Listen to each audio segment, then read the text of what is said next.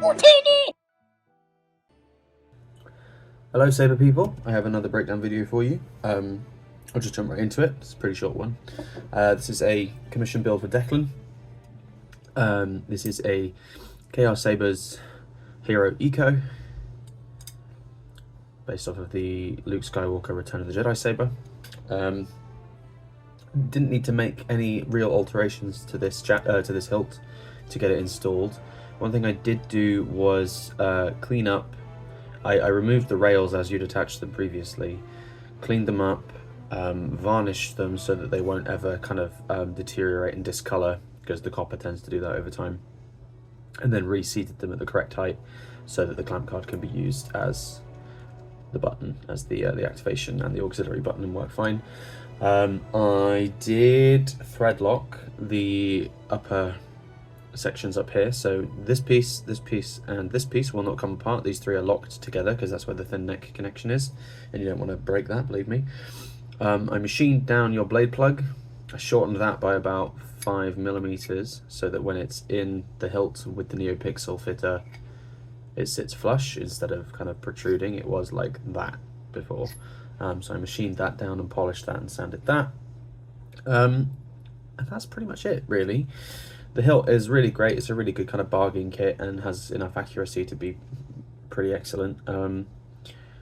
So yeah, let's just run through the actual install. The thin neck connector uses a stock blade PCB on the inside, along with a neopixel V3 emitter up here. This is not the Eco one, this is the nicer one. I upgraded you, so when you buy this as a kit, as a package, they send you the Eco connectors, but I like the standard ones. They're a bit more expensive, but you get better light, and you can do more things with it, which I'll show off in a minute. The chassis itself is the Goth3Designs ECO chassis, so there's another V3 up there. Proffieboard 2.2, spot for your 18650 battery, which I've done for you, copper wrapped. A 28mm bass speaker. This is the higher ohm one. This one's a bit louder, a bit more impressive than the one that would come in the kit. Kill switch, amp kill switch. The activation, well, the LED and the switch PCB here that comes with the kit, which has got the two accent lights on, red and green.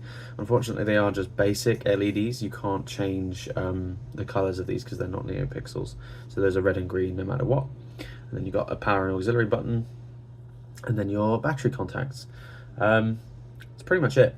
One thing I did do for this one, which I've been wanting to try out for a while, was set up independent blade styles for when the chassis is outside of the hilt versus when the chassis is inside the hilt, which I'll show for you in a minute. But it basically means that the neopixel emitter up here gets different animations based on when this is ignited and outside of the hilt versus when it's inside the hilt. And also when it's inside the hilt, it kills these LEDs up top, so the battery lasts a bit longer. It's all kind of little things. I will pop a battery into this one. The negative side is your flat side, the positive is the nipple side. It's nipple to nipple, so positive points upwards towards the soundboard in this case. Pop it in. It's a little bit snug, but it comes in and out nice and easily. Let's make sure it's seated properly. Flip the kill switch. Should have bargained, chopper. And then we boot into the first font. You were quite specific about some of those font configs, so I won't go through everything. You'll just have to trust me that it's all been done. I'll show off a couple of them for you. This has obviously got the blinkies, Return of the Jedi blinkies. We've got, I'm trying to think what's there. So it's got all the Proffie features, the flash on clash, the blaster block, the smooth swing. I have enabled gesture control, so you've got twist on, twist off. Got battle mode, and the save state is enabled on this one as well. One thing I do on builds is often disable the live color edit, so you won't be able to cycle through the colors, because that can sometimes break the link between neopixels and LED colors, and that's a pain in the ass to fix. If you want to change the colors for this or any of the settings, it's probably best to do it in the web editor. So plug a USB cable into the Proffieboard, and I've set up the web editor so you can make any changes there if you want to, and that'll save it to a templates file.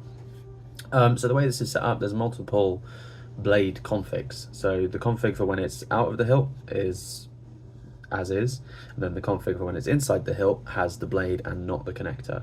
So when we ignite outside of the hilt, nice and loud, you get a power flash, and then you get these little blinkies. Boop, boop, boop, boop, boop, boop. Pretty cool. Yeah, pretty happy with that. And obviously the lights do their own thing. Try and turn it off. Come on. There we go. And you'll see that when we put it into the hilt, which I'm going to do now, the config changes to make room for the blade style. So you unscrew this lower pommel. It unscrews up here on the upper section. Obviously these two are independent pieces and they can kind of unthread and stuff, but I have locked them in as tight as I can so that they won't come off. Slide that off, and then you can see up inside there is a neopixel connector which will connect with the ones up here. When putting the chassis in and out, I normally advocate for turning it off at the kill switch just so you don't fry anything, but I do need to show you what happens when you put it in and it's turned on. So at the moment we're in the out of the hilt mode, which has just got some blinkies and those animations on the top. And then when you slide it in, lining up this rail on the chassis with the longer grub screw inside the hilt. It can be a little bit fiddly to get it in. It does line up, I promise. There we go. So it goes all the way in. Slide it all the way down. You get a in hilt. And that means it will change the config. So the blade style now is the in-hilt config, and you get the same when you disconnect it as well.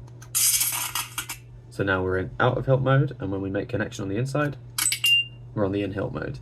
Make sure you push it in and twist it so that it locks into that J-lock system, and the chassis is not going to go anywhere.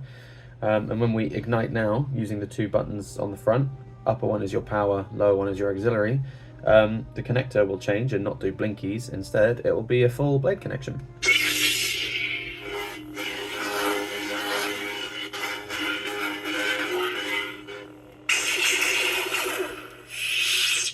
Like that. I will screw this lower piece on and then pop a blade in, and we'll show off some styles.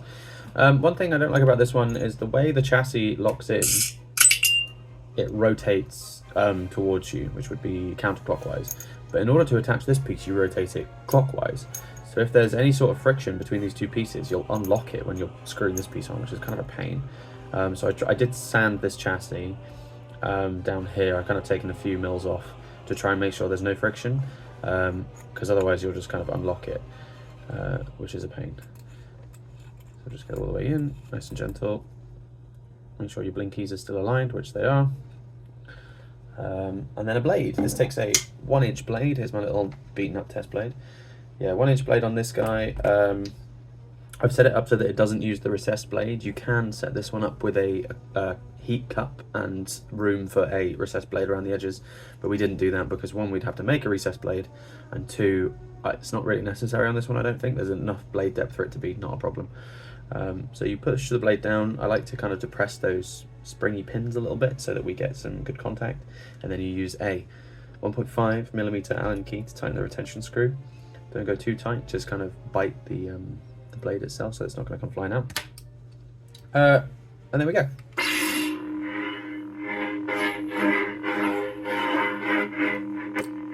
Because the board is down here, it sometimes doesn't register clashes on soft surfaces, but it will on hard surfaces. Like that. Obviously your gesture controls. So let's change some fonts. Here's a lightsaber. Ah, yes. That's the cave scene one. So this one, it's got the beeps and boops as a track, and so to do the track you press and hold the power button when it's off. Pretty cool.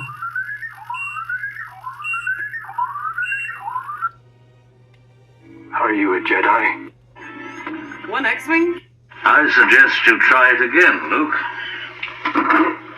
This time, let go your conscious self and act on instinct. So all the Luke fonts, the blinkies do the Return of the Jedi sequence, and for the other fonts I've set them up to do just something slightly different, because otherwise the animation would be the same on the blinkies for every single font, which is no fun.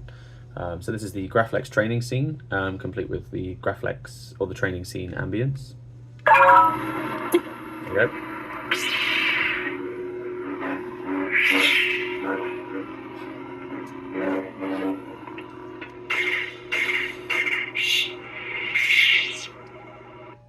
So all the colours are accurate to where the blade came from. The styles are also accurate, which means the animation will match what it's from, whether it's a sequel thing or a prequel thing or an original trilogy thing. They all had slightly different blade animations, and the colours as well. So the colours for the flashes, the clashes, the blaster blocks, they're all different based on what era of Star Wars it's from. So I've matched that for all of these. So all the blades are pretty much independent. I think there's only one or two that are the same because it's like a sequel Luke, for instance, from like The Mandalorian, and then there's another one on there, the Grogu training one as well. This being a Luke hilt, there's a lot of Luke fonts on here, but you have got some of the other ones as well, some of the Graphilex ones. And then just for fun, I threw on the Kyberphonic workshop for you, which is a pack of 6 freebies, basic colors, kind of a basic blade style, and they all sound a little bit different and look a little bit different. So I just thought I would pad those on there so you got some more color ranges, seeing as I have disabled the live color edit for you. So if you just want, for instance, like a red blade, you can just flick to the red one and use that. So I'll just show it off quickly. All right, I'll give it a try. The Force is with. It's time for the Jedi. All right. Blue, So now we're in the workshop ones. It starts with blue, green, green, red, red.